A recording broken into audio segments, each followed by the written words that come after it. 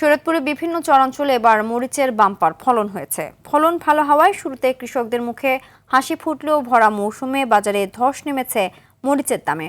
উৎপাদন খরচ তোলা নিয়ে এখন চরম শঙ্কায় চাষিরা।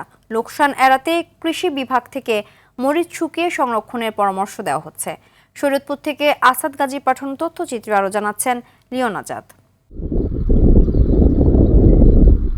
শরীয়তপুরের ভেদরগঞ্জ উপজেলার কাচিকাটা, নড়িয়ার নওপাড়া এবং চর আত্রা সহ বিভিন্ন চরাঞ্চল এখন মরিচের লাল সবুজের আভায় রঙিন। মাঠের পর মাঠ কেবলই মরিচ আর মরিচ। আবহাওয়া অনুকূলে থাকায় এবং উন্নত জাতের মরিচ চাষ করায় এবছর খুব ভালো ফলন হয়েছে।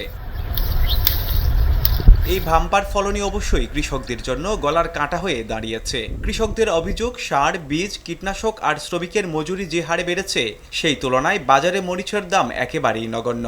বর্তমানে স্থানীয় বাজারে শুকনো মরিচ প্রতি কেজি বিক্রি হচ্ছে মাত্র 150 থেকে 160 টাকায়। প্রতি বছর যেই টাকা খরচ কইরা আমরা মরিচ চাষ করি, মরিচ চাষ কইরা আমরা বাজারও বিক্রি করতে গেলে এই টাকা আমরা পাই না। মোটামুটি মরিচ ভালোই হয়েছে। অনেক সরকারের তরফ থেকে যদি একটু মরিচের দাম ভালো হয় তাহলে মোটামুটি চালান উঠবো। দেনাফানা করে করছি, যদি দাম থাকে তো দেনাফানা দিতে পাম।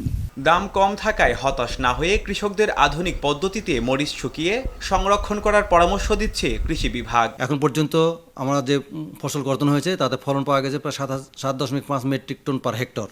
এটাকে আমরা ভালো ফলনই বলতে পারি।